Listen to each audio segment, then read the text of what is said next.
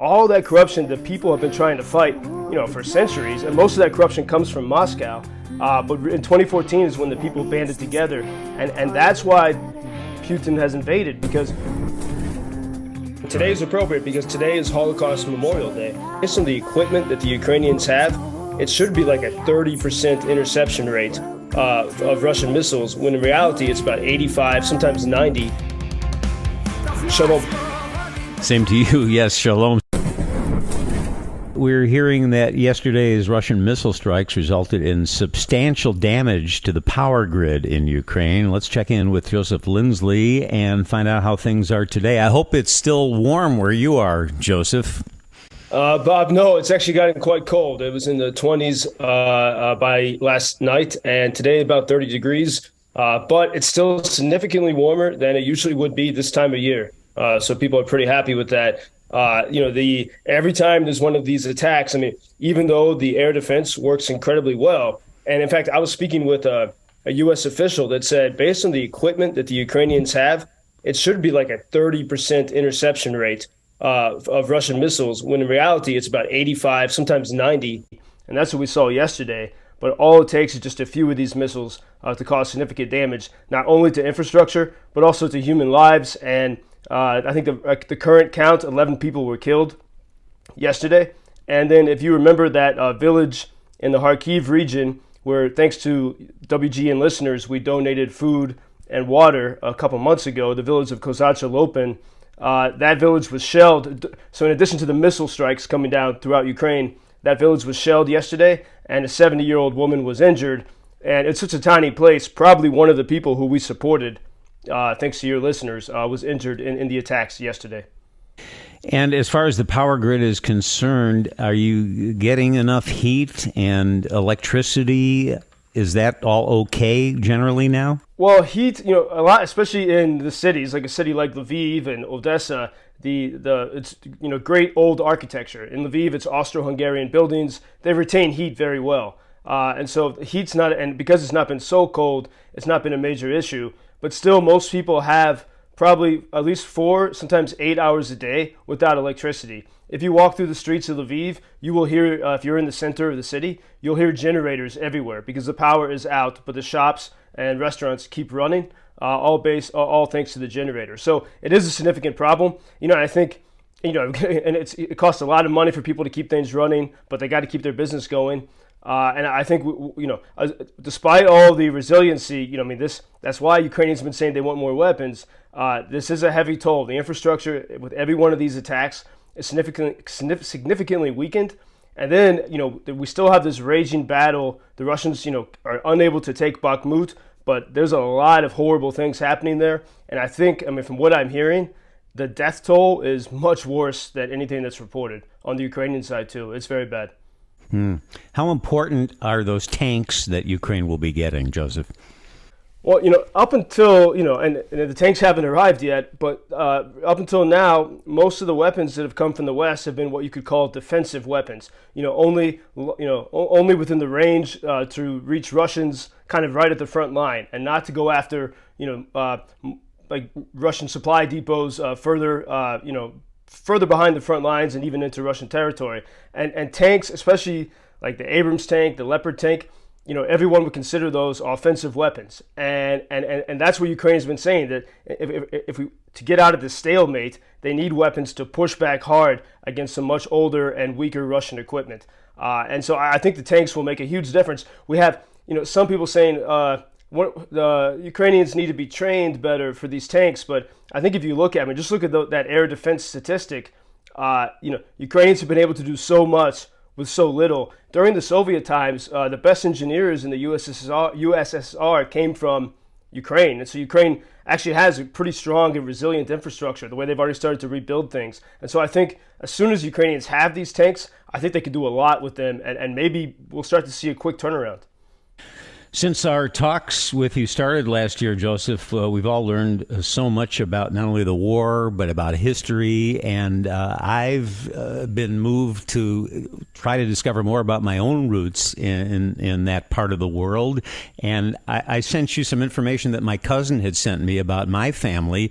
What were you able to dig up based on that? Because from time to time it was very confusing, because my dad, I saw some forms he had filled out that listed it was pronounced Kiev back then, listed Kiev as his birthplace, but then my cousin said no, it was Odessa, and then I sent you the text from one of my relatives about the background of my dad. What did you make of that? Well, and it's appropriate that we're talking about this today, because the text, I think, was from your cousin, said that your family in this region, they were Jewish non-citizens persecuted by the Russians, who used the Ukrainians for pogroms to kill the Jews. And he said, your cousin said, that's why the karma of Zelensky being an actor and 100% Jewish is fantastic. But today is appropriate because today is Holocaust Memorial Day. So I'm glad our conversation was delayed until today. And your name, actually, your last name in Polish, Ukrainian, and Russian means orphan.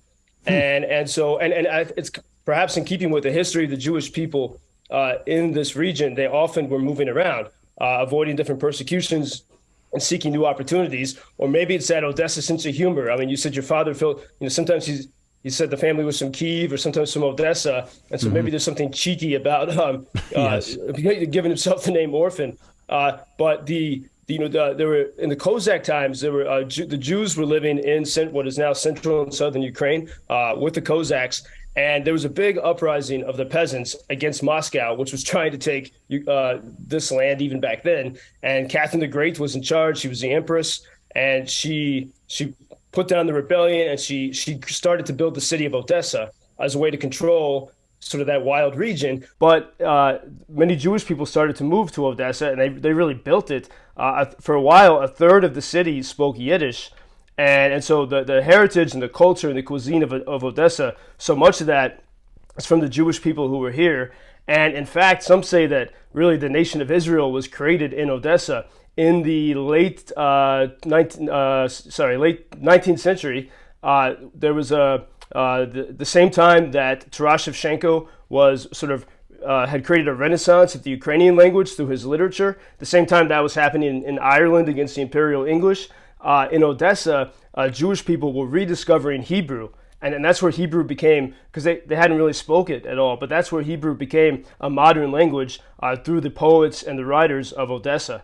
And so your family was part of all that history. And in between, I mean, there were 5 pogroms between 1821 and 1905. And then, of course, the Holocaust, 35 years later. But in between all that, the accomplishments of the Jewish people in this region are immense and remarkable. And when you go to the beautiful city of Odessa, really that is whether it's the music or the cuisine, the Jewish culture is so much a part of that. The Fiddler on the Roof was written by a Ukrainian Jew. TV and His Daughters was the name of the story. And in fact, I just put it on their website, Ukrainian Freedom News. You can see a modern Jewish Ukrainian fiddler playing in the ruins near Bakhmut. Sort of as a tribute on this day of Holocaust Memorial. But so I think there's probably a lot more you could find out, but it seems, as often was the case when people came to Ellis Island, maybe the names got mixed up, but maybe you find there's some meaning to what your last name means in at least 3 different languages. And so fascinating, and my parents did come here through Ellis Island. I hope one day to be able to visit that area, and maybe Joseph, I can convince you to be my guide when that happens. And I'm in debt to you for this episode of Finding Your Roots too. Well, it was helpful. I mean, again, especially on this day, and there was so much history of persecution of Jewish people here, but Ukraine, and especially there's a Jewish writer. He's Ukrainian American. He lives in Paris and Odessa, Vladislav Davidson. And he wrote that in 2014, Ukrainian people, not only were they taking their control of their democracy, but they were saying that they wanted a new type of society. And he said in that moment in 2014, they created a liberal and cosmopolitan Ukraine where Jews and Ukrainians stand as equals. And that really is the spirit of, as we hear news about the corruption that's still here, all that corruption that people have been trying to fight, for centuries, and most of that corruption comes from Moscow. But in 2014 is when the people banded together, and that's why Putin has invaded, because when people stood together, they became unstoppable and uncontrollable, and that's the fight that we're seeing right now. And the more we learn about this, and we're grateful to you for your reporting, Joseph, the more we hear about this, the more you realize how important it is to keep the war in Ukraine on the front page and not let that information get buried somewhere. So important to all of us. Thank you, Joseph. Hope you have a peaceful weekend, and we'll talk Monday. Thank you, Bob. You as well. Shalom. Same to you. Yes, shalom. Joseph Lindsley, world's most interesting man. This I find in my garden. It's piece from rocket. Help us to win in the war.